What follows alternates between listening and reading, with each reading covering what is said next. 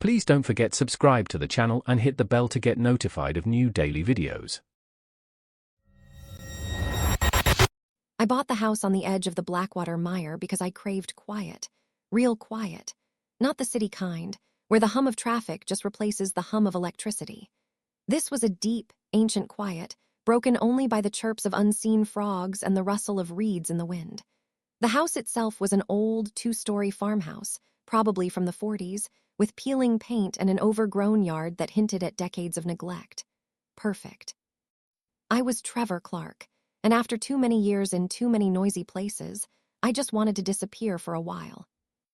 The mire started right where my property line ended, a vast, sprawling wetland, dark and mysterious, stretching for miles. Locals called it the Blackwater not just for the color of its stagnant pools, but for the way it seemed to swallow light and sound. I liked that about it. It felt like a natural barrier, a wall between me and the rest of the world. For the first few weeks, it was everything I'd hoped for. I spent my days clearing brush, fixing leaky pipes, and just breathing the clean, damp air. My nights were filled with the kind of undisturbed sleep I hadn't had in years.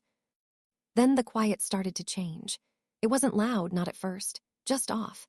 I'd leave my pruning shears on the porch, only to find them tucked neatly onto the workbench in the shed later that afternoon. I'd swear I'd left my coffee mug on the kitchen counter, but it would turn up on my bedside table. Little things.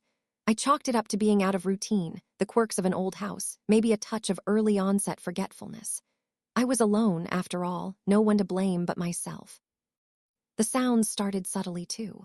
A low, persistent hum from the direction of the mire, deep in the night. It wasn't the wind, nor any animal I recognized. Sometimes it almost sounded like faint whispers carried on the damp air, just beyond the reach of understanding. I'd stand by the back window, staring out at the impenetrable darkness of the wetland, trying to make sense of it.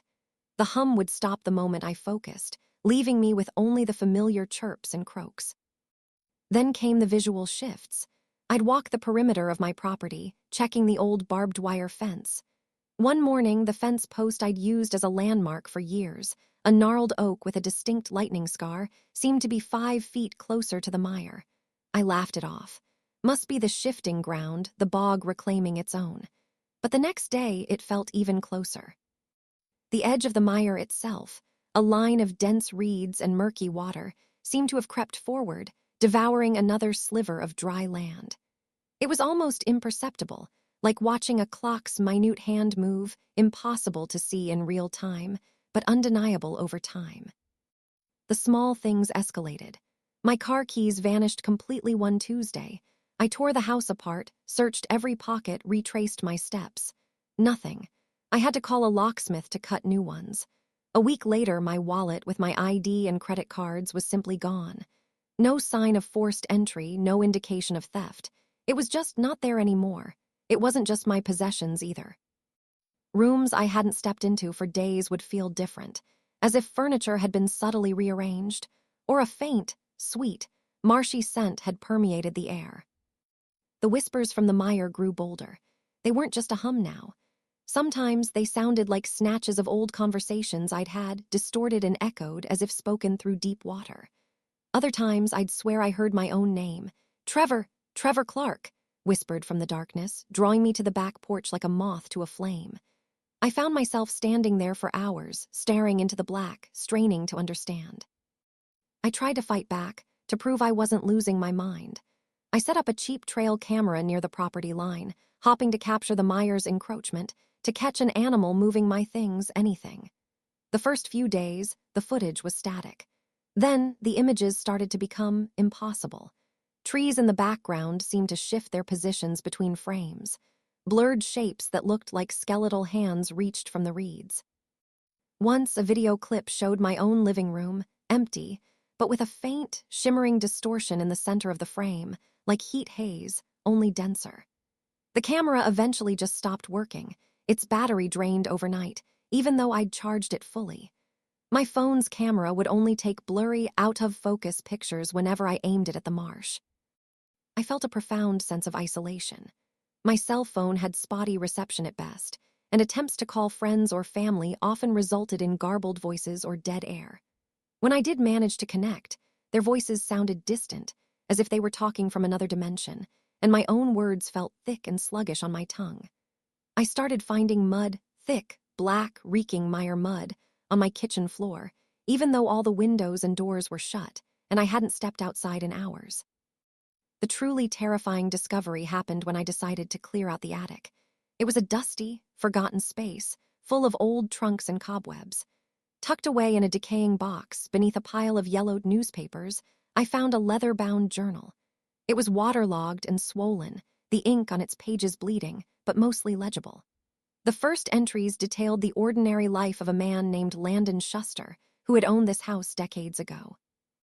He wrote of his move here, his desire for peace, and then the subtle changes. The misplaced objects, the sounds from the mire, the creeping boundary.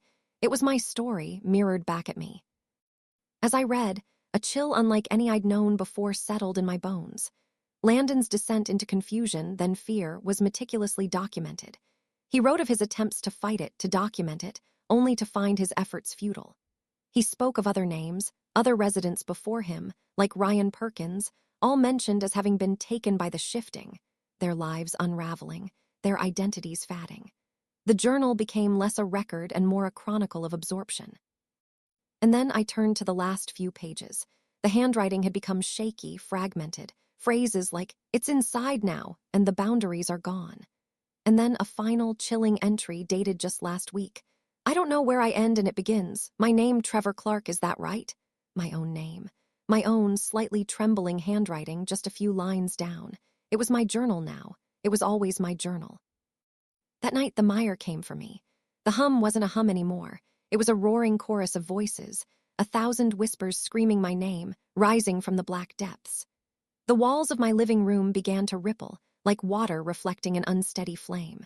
The wallpaper peeled and curled, not from damp, but as if the very surface of the wall was breathing. A thick, sweet stench of bog water and decay filled the house, pressing in on me, making my lungs ache.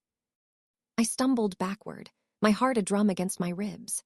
Water began to seep from the ceiling, not clear water, but black, viscous mire dripping onto my floor, which was already slick with a film of dark mud. The line between inside and outside had vanished. The living room was becoming the mire. I could see spectral reeds swaying where my bookshelf should have been, feel the soft, squelching give of bog floor beneath my feet, even though I knew, logically, I was standing on my own hardwood. The journal lay open on the table, its pages now completely soaked through, the ink a black blur. But I didn't need to read it. I knew what it said.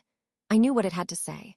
The mire wasn't just a place. It was a hungry consciousness, an ancient, localized distortion that consumed everything, not flesh, but memory, identity, and the very fabric of reality.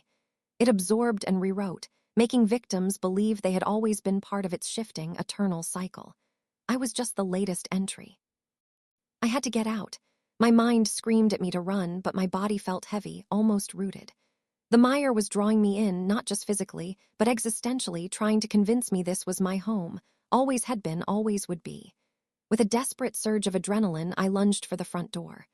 The doorknob was slimy, covered in a black, algal growth. I twisted it, forcing it open, and burst out into a landscape that was utterly alien.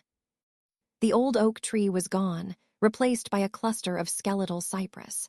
The road was a twisting, mud-choked path that vanished into a dense fog. The sky was a bruised purple, and the air was thick with the reek of ozone and ancient decay.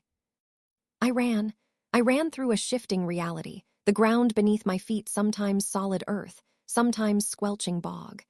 Trees appeared and disappeared around me. The whispers followed, no longer just voices, but thoughts, my own thoughts, echoing and distorting, telling me to stop, to rest, to become part of the quiet.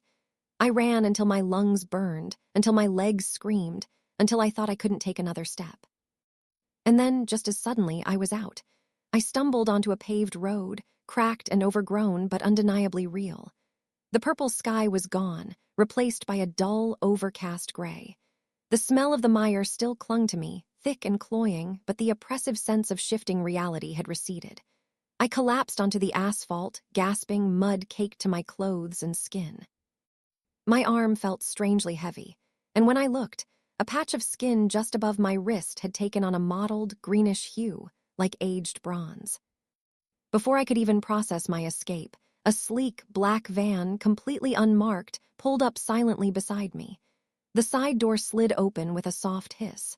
A woman stepped out, dressed in a sharp, dark suit, her expression unreadable. She was perhaps in her late 30s, with piercing, intelligent eyes. "Trevor Clark," she said, her voice calm, devoid of any surprise. "We've been expecting you." Her name was Monavella. She didn't offer a hand. She didn't look concerned, just expectant. Behind her, inside the van, I could vaguely make out the silhouettes of men in similar dark attire. I knew, with a certainty that chilled me to the bone, that they weren't paramedics, and they weren't local law enforcement. "The Bureau of Terrestrial Anomalies," she explained, as if reading my mind. "We monitor areas of localized reality destabilization. The Blackwater Mire is one of our oldest active sites." She gestured back towards the tree line, where the blackness of the mire was now a distant, indistinct smudge. "You went deeper than most, and you came out." I tried to speak, but my throat felt raw. "The journal Landon Ryan." Mona merely nodded.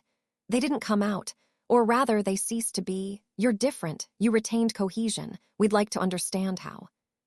She didn't say, "Are you okay?" or "Let's get you checked out." There was no comfort in her voice, only clinical interest. She was not a rescuer. She was a collector, and I was the specimen. I got into the van. The door slid shut behind me with a final, chilling click. The green patch on my wrist seemed to throb faintly. I looked back at the mire through the tinted window.